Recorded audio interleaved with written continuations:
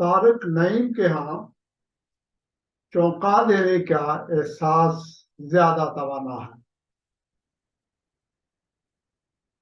इसकी कई वजूहात हो सकती हैं, लेकिन मेरे नजदीक फितरत के कुर्ब की शदीद तलब और मादी जरूरियात की मजबूरियों के दरमियानी रास्ते की मुसलसल मसाफतों ने इसके यहाँ ये कैफियत पैदा की है।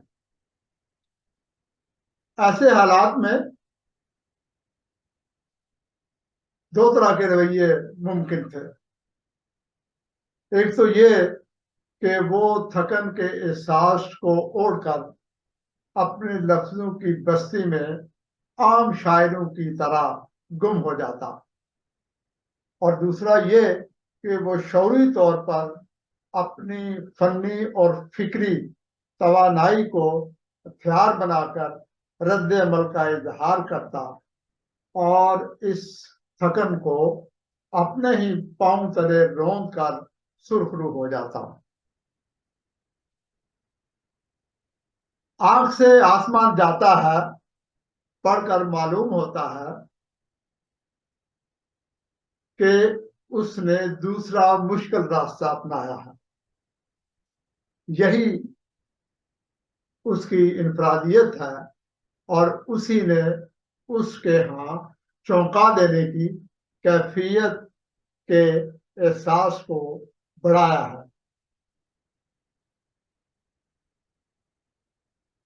ये जो कुलियात है, इसकी तरतीब बजाते खुद नक्काश से तवज्जो मांगती है। आमतौर पर कुलियात मजमू के सन्ने इशात के एतबार से तरतीब दिए जाते हैं। इससे शायर के फनी और फिक्री इर्तिका का जायजा लेने में भी आसानी रहती है। लेकिन इस कुलियात में तारिक नईम के 3 शेरी मजमूए शामिल हैं, और पहला मजमुआ जो दिए में जलती रात सन 2000 में छपा, वो कुलियाती तरतीब में दूसरे नंबर पर रखा गया है।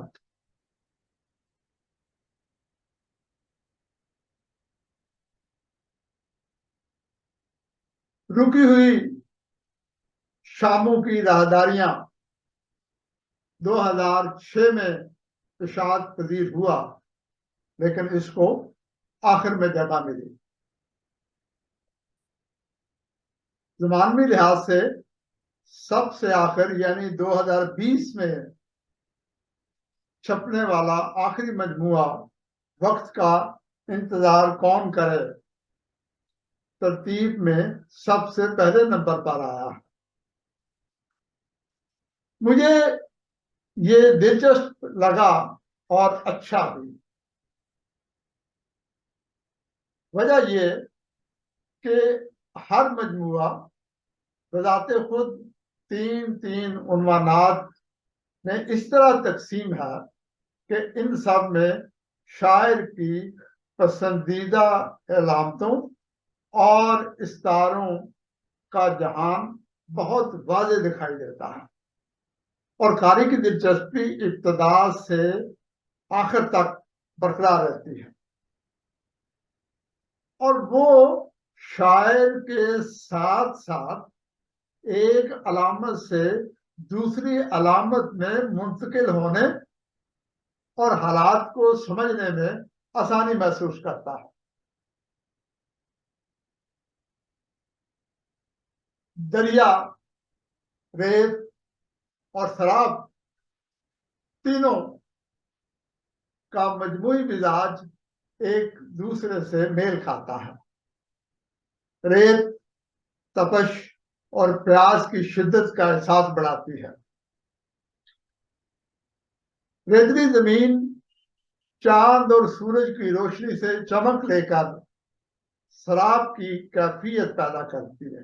पानी का धोखा नजर आता है। और फिर दरिया इन दोनों को सैराब करके जिंदगी की तरफ वापसी के दर खोलता है। लेकिन हमारा शायर लबे दरिया भी तशनगी और तही दामनी का एहसास लिए प्यास के नए एहसास को जन्म देता है। बहते पानी में जमूद और प्यास और तपती रेत में तहरीक और बहाव सी कैफियत का ये बयान मुशाहदाती नहीं हो सकता, बल्कि शायर की जात पर बीते तल्ख लम्हों का निचोड़ नजर आता है। ये देखिए, दरियाओं के हाथ भी खाली हो सकते हैं, दरियाओं के हाथ भी खाली हो सकते हैं, वक्त पड़े तो रेत भी, वक्त पड़े तो सहरा रेत बहा सकता है। दरियाओं के हाथ खाली होना और फिर सहरा का रेत बहाना, ये दोनों बिल्कुल खिलाफ मामूल बातें हैं। और फिर हमारा शायर कहता है, दामन में एक प्यास का सहरा ही रह गया, दामन में एक प्यास का सहरा ही रह गया, देखा था अपने समंदर उछाल कर। अब दूसरा मजमूए के जो जो इन्होंने अलग पोर्शन बनाया उनकी तरफ देखें कि रात, गुमान और सहरा,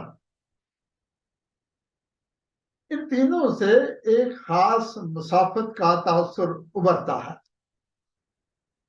जिसमें जुल्म और जबर के जेर असर खौफ, बेबसी, चुप और पुरस्कारियत की फजा मौजूद है। जुल्म की स्याह रात में आने वाले वक्त से मुतल्लक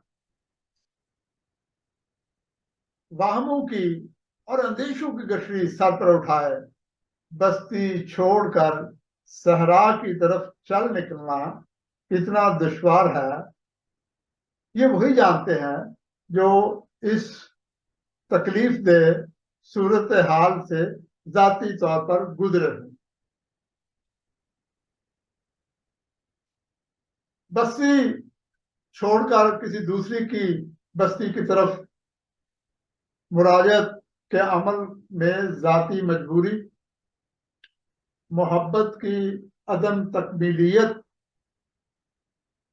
नई और बेहतर बस्ती बसाने की ख्वाहिश और नई शिनाख्त बनाने जैसे मुहर्रकात हो सकते हैं, लेकिन किसी बसी बसाई बस्ती से सहरा की तरफ चल निकलने का फैसला इज्तिमाई मजबूरियों और लाचारियों की निशानदेही करता है। जब जीते जागते इंसानों के लिए जिंदगी का मजीद बोझ बर्दाश्त करना नामुमकिन हो जाए, तो सहरा की वसतों में खुद को गुम कर देने की ख्वाहिश जन्म लेती है। लेकिन याद रखा जाए, ये खुदकुशी से ज्यादा खुद अजीती का अमल है। बस्ती की मजमूई फिजा में बर्बादी और मकीनों की हाँ बेबसी की कैफियत देखकर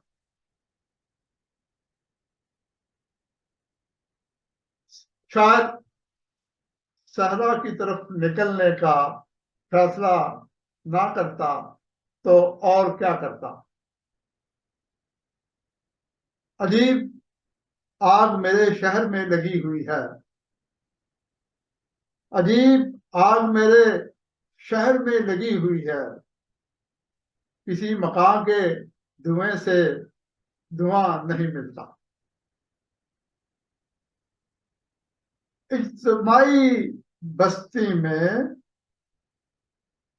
फजा में दुख का अलग अलग अंदाज और हर घर के धुएं की का मुवाजना करना, उसके छोटे बड़े होने का, उसके रंग बदलने का, ये शायर ने कमाल यहाँ बात की है।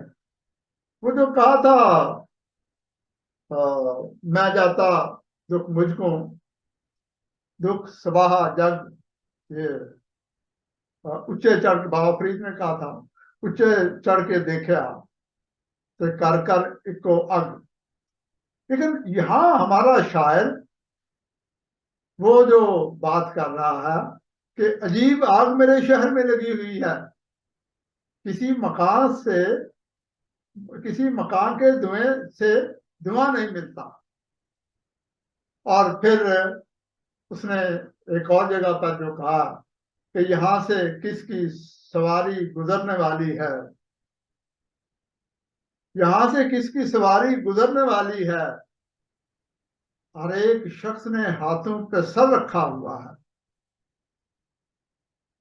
और फिर जो ये कि मुझे वो कत्ल ना करता तो कुछ ही देर के बाद, मुझे वो कत्ल ना करता तो कुछ ही देर के बाद मैं उसके घर का दिया भी जलाने वाला था। अब ये अशार बस्ती की वो एक मखसूस फिजा का भी एहसास दिला रहे हैं, और साथ हमें ये भी वो कह रहा है कि अपनी मासूमियत का भी एहसास दिला रहा है शायर। वहशत ने अजब हब्स किया शहरे हवा में, घर छोड़ के हम सुए बेआबा निकल आए। तो सहरा की तरफ बस्ती छोड़कर निकलने का जो ये अमल है, ये दुख है, ये जबर है, ये बेबसी है, ये मजबूरी है। जो तीसरा जो इसका हमारे शायर का जो मजमूआ इसमें शामिल है, ये उसमें शाम, चिराग और ख्वाब, ये जो हेडिंग है, सब हेडिंग है, उसको इन पे रखा हुआ है। आपने देखा कि शाम, चिराग और ख्वाब, ये तीनों में इंतजार की कैफियत नुमाया है। इंतजार महबूब का हो या नए समाज की तश्कील का, इसमें जीने की ख्वाहिश जरूर होती है। वैसे भी हर रजायत मायूसी ही की कोख से जन्म लेती है, और फितरत का ये तजाद ही कायनात का हुस्न भी है। शाम दिन और रात के दरमियान तब्दीली का इस्तारा है। ख्वाब किसी भी नई तामीर की इब्तदा, और चिराग नई उम्मीदों का इंतजार, और फिर इनकी तकमील पर जश्न की अलामत। इन सबको हमारे पुख्ता फिक्र शायर ने कमाल महारत से इस्तेमाल किया है। वो माहताब नहीं आया जब चले, जब चिराग जले, वो माहताब नहीं आया जब चिराग जले, मेरे ख्याल की लौ से ही सब चिराग जले। और फिर ये देखिए एक और जगह पर जो वो क्या कहता है, मकान गिरा है, मैं खुद तो नहीं गिरा हूं अभी, मकान गिरा है, मैं खुद तो नहीं गिरा हूं अभी, जलाऊंगा इसी मलबे से एक दिया मैं हूं। मकान गिरा है, मैं खुद तो गिरा, मैं खुद तो नहीं गिरा हूं अभी। जलाऊंगा इसी मलबे से एक दिया के मैं हूं। और फिर ये कहना,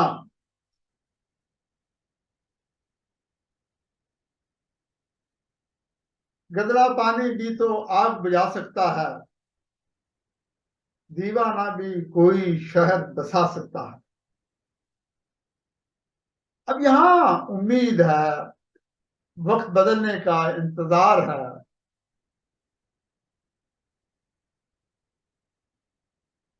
सहरा की तरफ जाना, फिर उम्मीद का की तरफ वापस आना। ये जो मैंने तरतीब की बात की थी इब्तिदा में, कि ये भी चौंका देती है। ये जानबूझकर शायद इस तरह से रखा गया है, जैसे मैंने कहा कि कारी का राबता शायर का के यहाँ जो रवैयों में जो तब्दीली है, उसके साथ साथ वो उसका कारी या उसका जो पढ़ने वाला है वो उस तरफ से चले।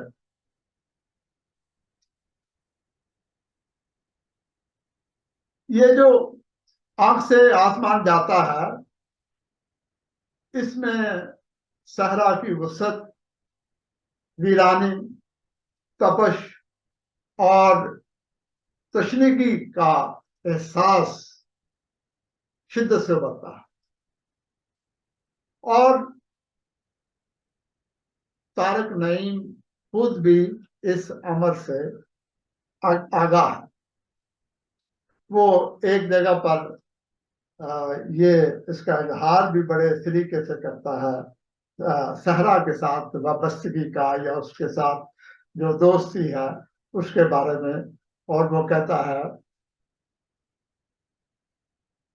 एक बार उससे कोई अहद निभा बैठे थे, एक बार कोई अहद निभा बैठे थे, और अब हमें छोड़ के जाता नहीं सहरा साहिब।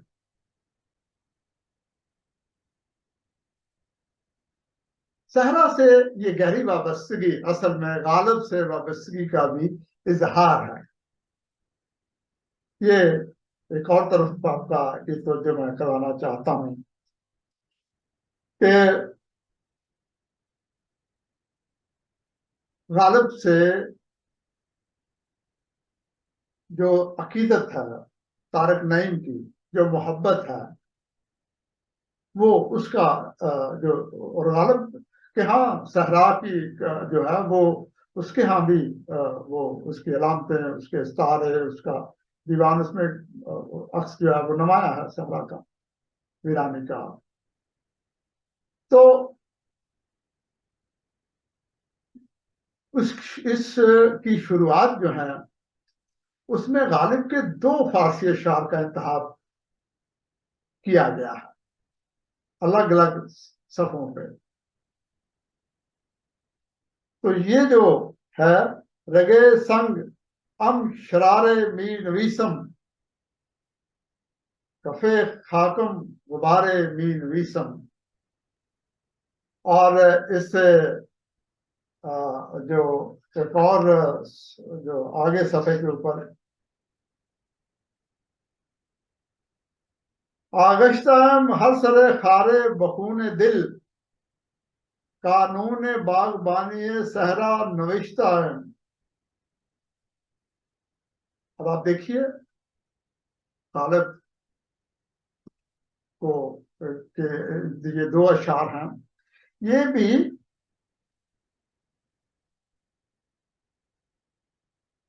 इस कुलियात की जो फजा है उसको खोलने में मदद देते हैं।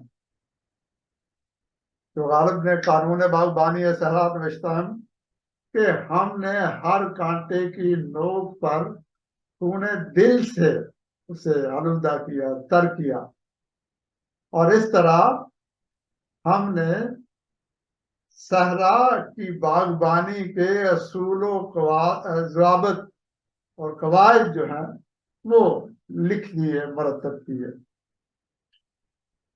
ये इस शेर की फजा जो है ये कई बार हमें अपनी तरफ मतवज्जो करती है, जब हम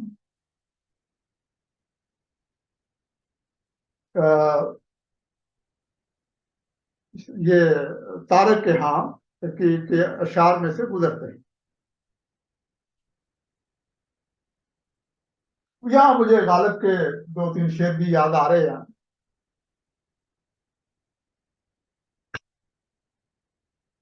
वो कहते हैं,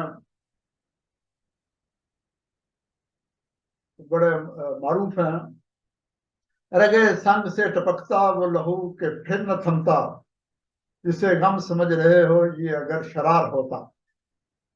या फिर वो, अर्ज कीजिए जोहरे अंदेशा की गर्मी कहाँ, कुछ ख्याल आया था वहशत का कि सहरा जल गया। और फिर वो, अब देखे ना कि कुछ ख्याल आया था वहशत का कि सहरा जल गया। तो शहरा सहरा की जो जो अलामत है हमारे शायर के यहाँ, इस हवाले से। और फिर एक जगह पर जो कहा, जुज कैस और कोई ना आया बरूए कार, जुज कैस और कोई ना आया बरूए कार, सहरा मगर बेतंगी चश्मे हुसूद था। गालिब की जो जमीन में एक गजल भी लिखी तारक नईम ने, और वो एतराफ है, गालिब को अपनाने का एतराफ। और वाबस्तगी और उसकी तकरीर का इजहार। अब देखिए उसमें सलीका क्या अपनाया। वो गालिब के अंदाजो बयान को अपनाने में फख्र महसूस करते हैं और कहते हैं कि गालिब सा कोई शेर मुयस्सर नहीं आया, गालिब सा कोई शेर मुयस्सर नहीं आया, हर चंद बदलता हूं मैं अंदाजे बयां। और ये एक रियाजत का इजहार भी है और गालिब के अंदाज तक पहुंचने की कोशिश का इजहार भी है। अगर मुझसे कोई पूछे कि क्या तारक नईम की शेरी मिजाज, ख्वाहिश और रियादत पर गालिब की गुर्बत का रंग चढ़ चुका है, तो मैं इनकार नहीं करूंगा।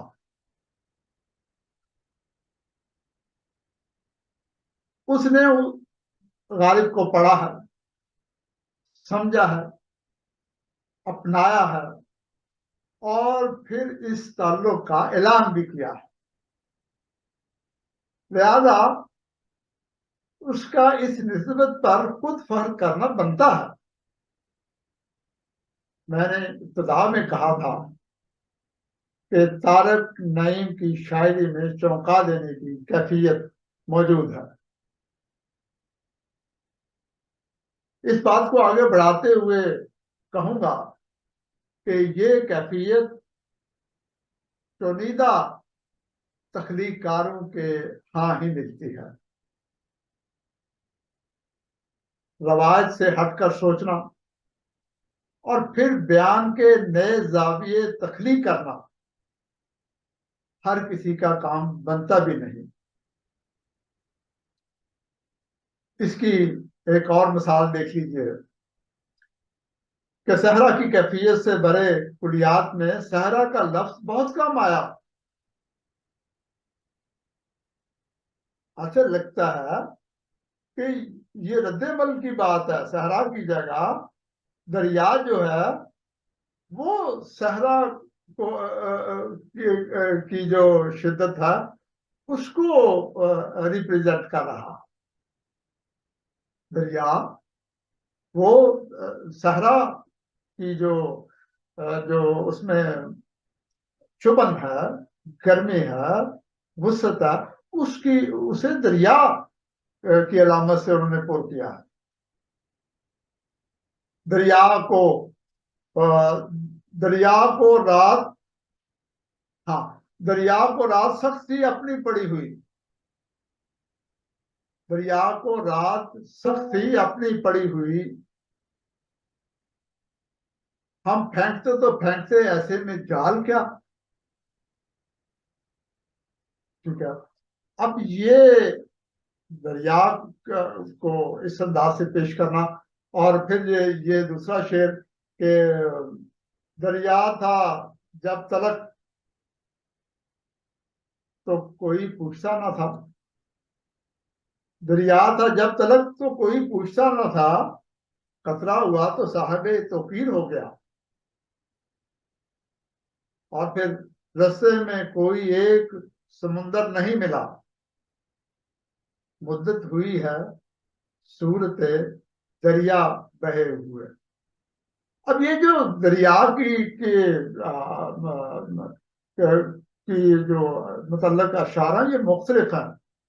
ये सहरा की नुमाइंदगी अगर ना भी करें तो उसकी मुख्तलिफ सूरतों में इसका इस्तेमाल बजाते खुद सहरा के तस्वुर को या प्यास की शिद्दत के अंदाज को उभारता है। आंख से आसमान जाता है में जिंदगी के सारे रंग मौजूद हैं। यहाँ ये मैं कहूंगा कि इस कुलियात में मज़ामीन का अंबार है। बहुत से उन्वानात हैं, बहुत से मौजूआत हैं जिस पर बहुत लंबी गुफ्तगू हो सकती है। ये एक यानी ये बगैर किसी तो उसके मैं बात करूंगा, क्योंकि मैं इसमें रहा हूँ 2-4 दिन। इसमें सारे रंग मौजूद हैं, लेकिन किस किस को छेड़ा जाए मुख्तसर वक्त में। जैसे मोहब्बत का रंग जो है ये इसमें मौजूद है। मोहब्बत और हिजर में भीगे रंगों की ऐसी अपनी उठान होती है, और इसके यहाँ इन रंगों में भीगा हर धागा जाजिब और मुनफरद दिखाई देता है। मैं कहूंगा कि यहाँ हार में भी जीत की लज्जत मौजूद है। ये जो मोहब्बत की नाकामी,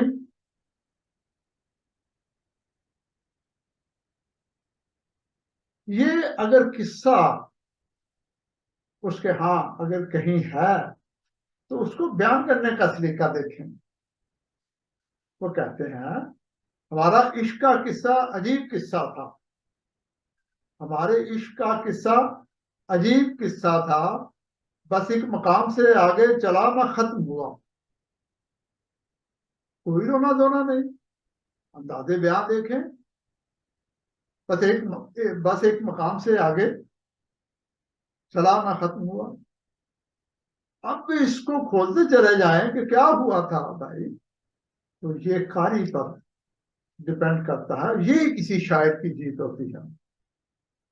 और फिर ये देखिए, जिसको असीर कर लिया, ये है मसलसल तल्लक की मसलसल उसको पानी देने की अलामत। जिसको असीर कर लिया उसको असीर कर लिया, जिसके असीर हो गए उसके असीर हो गए। और मुझे ये जो शेर में वो क्या कहा था उसने कि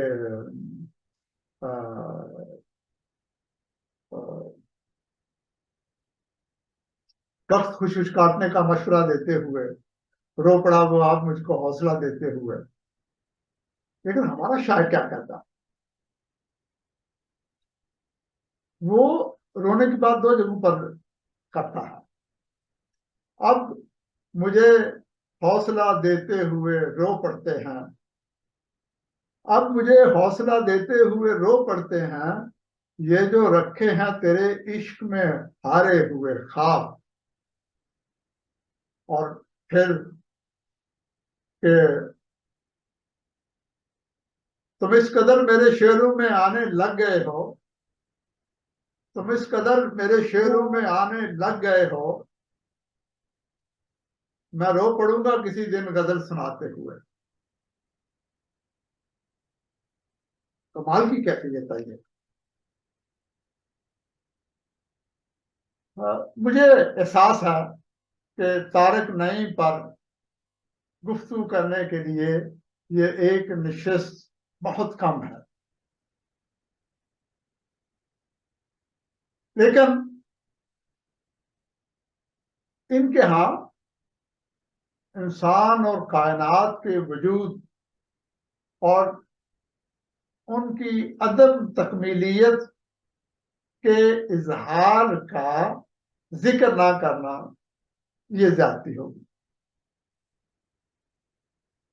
इनकी शायरी में ये मामला एक अलग और मुकम्मल मौजू बनता है, ये थी अलग थीसिस है। और तारिक नईम के जो नकाद हैं उनको इस तरफ खास तवज्जो देने की जरूरत है। मेरा दिल करता है कि मैं इस मौजू पर बात करूं लंबी, लेकिन वही कि वो वक्त का एहसास के ये तो एक लेक्चर की सूरत है, गुफ्तगू का सिलसिला, इसमें कहाँ तक जा सकूंगा।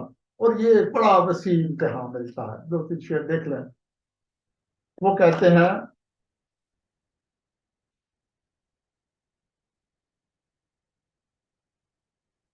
जरा जरा से कई नक्श हैं अभी मुझ में, जरा जरा से कई नक्श हैं अभी मुझ में, नए सिरे से मुझे गूंद कर बनाया जाए। और फिर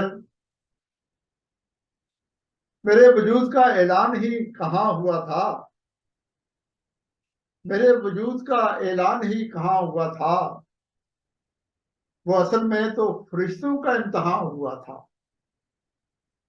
ये आदम की तख्लीक का जो मामला है, और जब उसने कहा था कि क्या तुम चीजों के नाम बता सकते हो फरिश्तों से, जब आदम को का मुवाजना करते हुए जो अ, अ, जो सूरह बकरा में एक वो वाक्य आता भी है। और उन्होंने कहा कि क्या तुम इन चीजों का नाम था, उन्होंने कहा ला इल्म लना, फरिश्तों को कहना पड़ा। तो वो उस तरफ ऐलान है। और फिर एक और शेर देखिए, मैं चाक पर रखा न गया था कि मेरा जिक्र, ना गुफ्ता हकायात में पहले भी कहीं था, कभी मैं वजूद में नहीं आया था और मुझे मेरा कहीं मेरा नाम गूंज रहा था। एक और शेर देखें, कुछ और है जिसे अब भी बनाया जाना है, कुछ और है जिसे अब भी बनाया जाना है, ये कायनात तो बस सरसरी बनाई गई। क्या रही है दबदम सदाए कुन फयाकुन, जो इकबाल ने कहा था। ये इसलिए मैंने कहा कि ये एक अलग अलग मौजू है, अलग चीज है। इस ये जो मजमुआ है आंख से आसमान नहीं जाता, ये जो है तारिक नईम शानदार और मुनफरिद शायर है। इसे मैं बहुत बड़ा शायर इसलिए नहीं कह रहा कि मैं खुद भी ऐसी ही बस्ती का मकीन हूं, जहां हर शख्स अपना खुद साख्ता पैमाना लिए अपने ही कद को नापने में मसरूफ है। और फिर मुझे अपना सर भी अजीज है कि मुझे तारिक नईम के अभी मजीद मजमूए और अशार देखने, पढ़ने और सुनने हैं।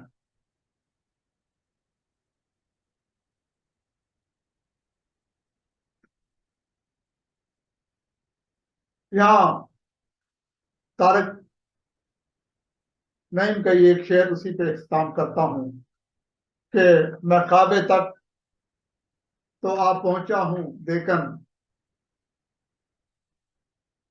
मैं काबे तक तो आ पहुंचा हूँ लेकिन मेरे हर गांव खुद खाना पड़ा है।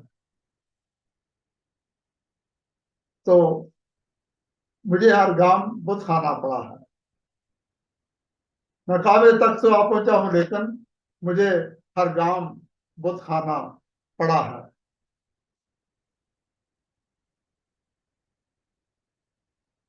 ये जो मजमुआ है, अब जो कुलियात का सिलसिला हमारे यहाँ चल निकला है, इसमें ये अच्छा हो गया कि जो शायर के बाद लोग उसको तरतीब देते थे, उसमें कई खामियां रह जाती थी। कि ये एक और बात मैं यहाँ जरूर इसकी तारीफ में कहना चाहूंगा कि ये जो साइज है इस कुलियात का, ये जो छपाई है, और ये खास तौर पर जो कागज और इसका, ये कुलियात वाला है। हमारे यहाँ कुलियात छापते हुए जाहिर है पैसे भी खर्च होते हैं, और उसको तरतीब देने के लिए हम वो एक ऐसा करते हैं जो रीडेबल नहीं होता। मैं